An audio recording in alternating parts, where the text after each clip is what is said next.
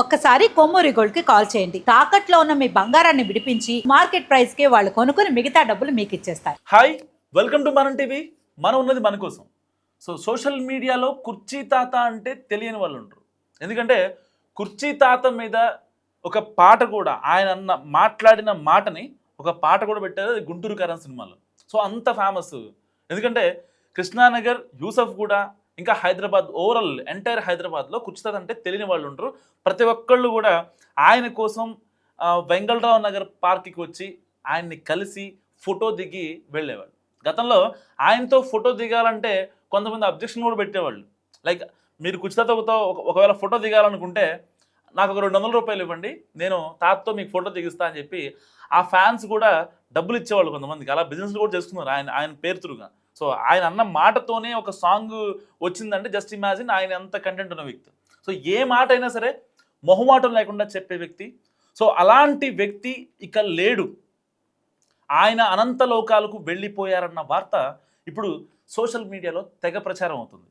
పర్టికులర్గా మేడ్చల్లోని railway track పైన ఒక మృతదేహం కనపడింది.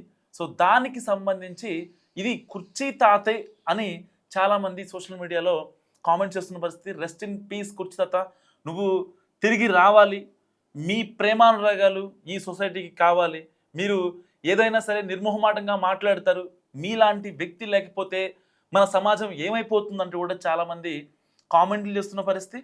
అయితే దీనికి సంబంధించి కుర్చీ తాత చనిపోలేదు అని చెప్పి వైజాగ్ సత్య కూడా కామెంట్ చేశాడు. చాలామంది కామెంట్ చేస్తున్నారు సోషల్ మీడియాలో, కుర్చీ తాత అసలు చనిపోలేదు, మేము గాంధీ హాస్పిటల్కి కూడా వెళ్ళి వచ్చామని ఆయన ఒక వీడియో కూడా రిలీజ్ చేశారు. ఒకసారి ఆ వీడియో మీకోసం. లేడీస్ అండ్ జెంటిల్మెన్, కుర్చీ తాత చనిపోయాడని సోషల్ మీడియాలో పోస్టులు పెడుతున్నారు. ఇది చాలా తప్పు. గాంధీ హాస్పిటల్లో ఒక డెడ్ బాడీ ఉంది, మేము కూడా వెళ్ళి చూసి వచ్చాము. నేను, కుర్చీ తాత వైఫ్, కుర్చీ తాత కూతురు కూడాను. అది కుర్చీ తాత కాదు. దయచేసి వాళ్ళ కుటుంబ సభ్యుల్ని బాధ పెట్టకండి పిచ్చి పిచ్చి పోస్టులు పెట్టి. It's my request. కుర్చీ తాత ఎక్కడున్నా సేఫ్గా ఉన్నాడని మేము అనుకుంటున్నాము. వరంగల్ వెళ్ళాడా, ఖమ్మం వెళ్ళాడా, ఎక్కడికి వెళ్ళాడా అనేది మేము ఎంక్వైరీ చేస్తున్నాము. అలాంటి పిచ్చి పిచ్చి పోస్టులు పెట్టి కుటుంబ సభ్యుల్ని దయచేసి బాధ పెట్టకండి. Thank you. This is Vizag Satya. విన్నారు కదా, కుర్చీ తాత చనిపోలేదని వైజాగ్ సత్య కరాఖండిగా చెప్తున్నాడు. కుర్చీ తాత వాళ్ళ వైఫ్ ఏదైతే ఒక బాడీ సేమ్ కుర్చీ తాతలాగా ఉన్న ఒక డెడ్ బాడీ గాంధీ హాస్పిటల్ మార్చురీకి వచ్చిందని, దాన్ని చూసి ఆయన్ని పోలి ఉండడంతో అందరూ ఇలా షాక్ అవుతున్నారని కూడా ఆయన చెప్పిన పరిస్థితి. వాళ్ళ కూతురు, వాళ్ళ వైఫ్ అండ్ వైజాగ్ సత్య వీళ్ళు ముగ్గురు కలిసి గాంధీ హాస్పిటల్కి వెళ్ళి క్రాస్ చెక్ చేసుకున్నారని కూడా వైజాగ్ సత్య చెప్తున్నాడు. అయితే హైదరాబాద్లోని కృష్ణానగర్ పరిసర ప్రాంతాల్లో బిచ్చం ఎత్తుకుంటూ బతికేవారు ఈ ముసలాయన. ఒక ఇంటర్వ్యూలో ఇచ్చిన రీసెంట్గా కుర్చీ మడత పెట్టి అనే బూతు డైలాగ్ చెప్పి అలా ఫేమస్ అయిపోయాడు కుర్చీ తాత. సోషల్ మీడియాలో బాగా వైరల్ అయిన ఆ పదాన్ని గుంటూరు కారంలో సినిమాలో తమన్ కూడా ఈ యొక్క మాటకి స్వరాలు సమకూర్చాడు అండ్ మ్యూజిక్ కూడా సమకూర్చాడు. అంత క్రేజ్ పెరిగిపోయింది నిజంగా ఒక రకంగా. ఎందుకంటే చాలామంది, ఒకళ్ళిద్దరు కాదు, ప్రతి ఒక్క YouTube channel, almost satellite channel మినహాయించి చాలా ఛానల్స్ అన్నీ కూడా ఆయనతో వీడియోలు చేశాయి, ఇంకా ఆయనతో ఇంటర్వ్యూలు చేశాయి. ఆయన కొంచెం అనారోగ్యంగా ఇబ్బంది పడుతున్నారంటూ గతంలో కొన్ని మనం వార్తలు చూసాం. అక్కడ దాకా ఎందుకు, రీసెంట్గా మన జూబ్లీ సెలక్షన్స్ అప్పుడు కూడా కాంగ్రెస్ అభ్యర్థి నవీన్ యాదవ్ కూడా కుర్చీ తాత సపోర్ట్ చేయడం మనం చూసాం. ఆయన వీడియోలు కూడా కొన్ని నెట్టింట వైరల్ అయ్యాయి. ఎట్టి పరిస్థితుల్లో నవీన్ యాదవ్ గెలుస్తాడని చెప్పి కుర్చీ తాత చెప్పడం జరిగింది. ఆయన చెప్పినట్టుగానే ఇక్కడ జరిగింది. ఏ విషయంలో అయినా సరే చూడటానికి అంటే ఒక ముసలాయన లాగా కనిపించినా సరే, ముసలోళ్ళు ఎంతవరకు మా కాలంలో ఇలా ఉండేది, మా కాలంలో అలా ఉండేది, ఇలా ఉండేది, అవే మాటలు ఉంటాయి పెద్దగా. బేసిక్గా ముసలివాళ్ళ దగ్గర ఇలా ఉండాలి, అలా ఉండాలి, ఎంతవరకు రెస్ట్రిక్ట్ చేసే ధోరణి కనిపిస్తుంది. కానీ ఈ కుర్చీ తాతలో సంథింగ్ ఈజ్ డిఫరెంట్ నిజంగా. అంటే సమాజానికి ఏదో చెప్పాలి, ఇలా కాదు సమాజం ఉండాల్సింది, కొంచెం మారాలి, నా వల్ల ఒక్కళ్ళు మారినా సరే కొంచెం నాకు ఆ యొక్క హై ఫీల్తో పడుకుంటా అనే ఒక భావన నిజంగా కుర్చీ తాతలో కనిపిస్తూ ఉంటుంది. నేను కూడా గతంలో చాలాసార్లు ఆయన్ని కలవడం జరిగింది.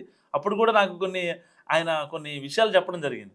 అంటే ఏదో మనం ఒకరితో మాట్లాడేవంటే కాదు, మనసుతో కలిసి మాట్లాడినప్పుడే ఆ మనిషితో కానీ అది అబ్బాయి అయినా అమ్మాయి అయినా ఆ యొక్క బంధం లాంగ్ లాస్టింగ్గా ఉంటుంది.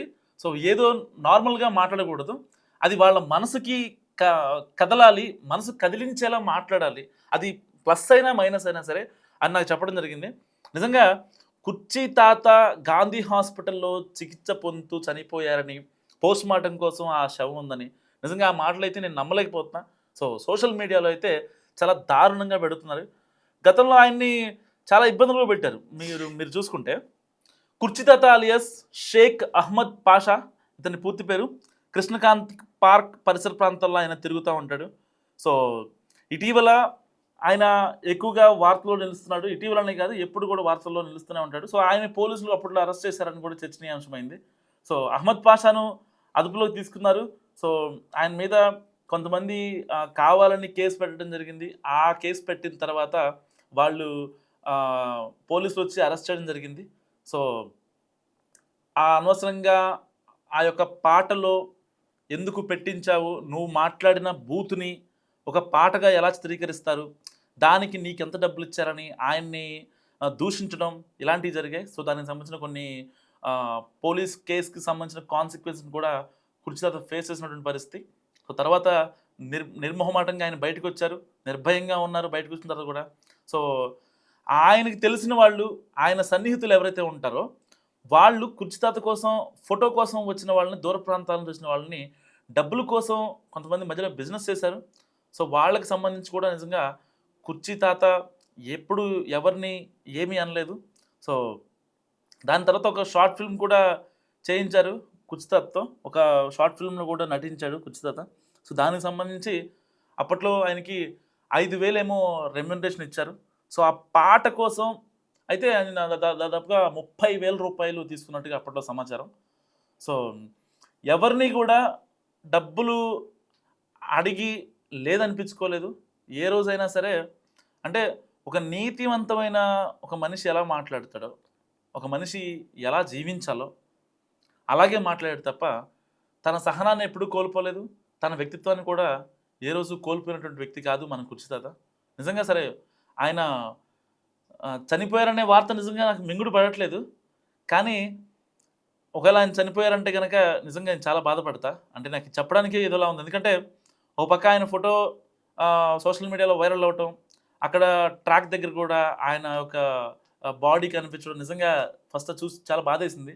రెస్ట్ ఇన్ పీస్ కుర్చీతాత అన్న తర్వాత కూడా నిజంగా నేను మా టీంతో కూడా చాలాసేపు నేను డిస్కస్ చేశాను.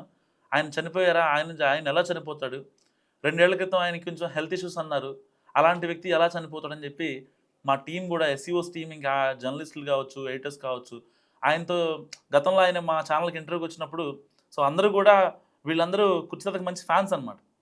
సో అలాంటి వ్యక్తి చనిపోయాడంటే నిజంగా మనం టీవీ ఆఫీస్ ఒక రకంగా చాలామంది అవునా అవునా అనే సందేహాలు ఇచ్చారు.